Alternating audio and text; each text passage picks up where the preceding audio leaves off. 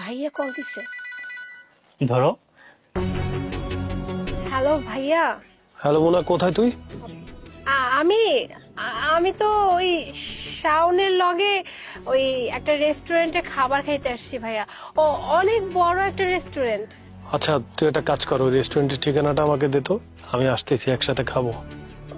ভাইয়া ভাইয়া শোনো, মানে আমাদের না খাওয়া দাওয়া প্রায় শেষ বুঝছো, মানে আমরা উঠবো আর কি। আর তুমি যদি এখন চলে আসো তাহলে তো তো তোমার সাথে দেখা হবে না। তাই বলছিলাম কি পরে আসো একদিন, একসাথে খাবো নে। আচ্ছা, সমস্যা নেই, তুই একটা কাজ কর, ওই অ্যাড্রেসটা আমাকে দে, তোর সাথে একটু দরকার আছে আমার।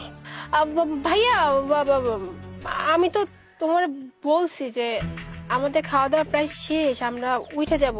আর শোনো না ভাইয়া, এই আমরা না ঢাকার বাইরে যাইতেছি বুঝছো, 3 দিনের জন্য ঘুরতে। তো তুমি যদি এখন আসো তো পাবা না, শুধু শুধু তুমি আইসা ফিরে যাবা। আর আমি বললাম তো তোকে দেখবো, তোর সাথে দেখা করব।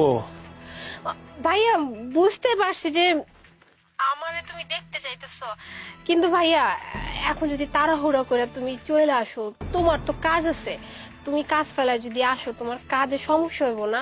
আর আমি চাইতেছি না যে আমার জন্য তোমার কোনো কাজের সমস্যা হোক। তাই বলতেছিলাম কি ভাইয়া, আমরা ওই যে ঘুরে আসি, তারপর তুমি আইসো দেখা করতে। আচ্ছা ঠিক আছে। আচ্ছা ঠিক আছে ভাইয়া, আমি রাখতেছি তাহলে।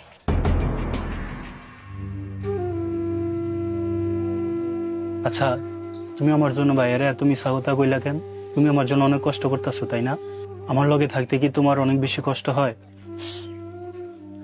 কি করব বলো, আমার ভাই যদি জানতে পারে যে আমি এমন অবস্থায় আছি, আমি ভর্তা দিয়ে ভাত খেতেছি, আমার ভাই না সহ্য করতে পারবে না। আমার ভাই অনেক কষ্ট পাইবে। আমার ভাই আমারে অনেক অনেক ভালোবাসে, কিন্তু আমি চাইতেছি না আমার ভাইয়ের কাছে তোমাকে ছোট করতে।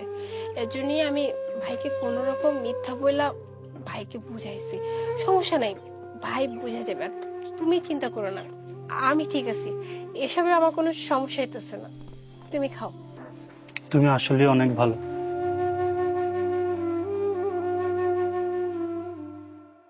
বাহ বাহ, খুবই চমৎকার। ভাইয়া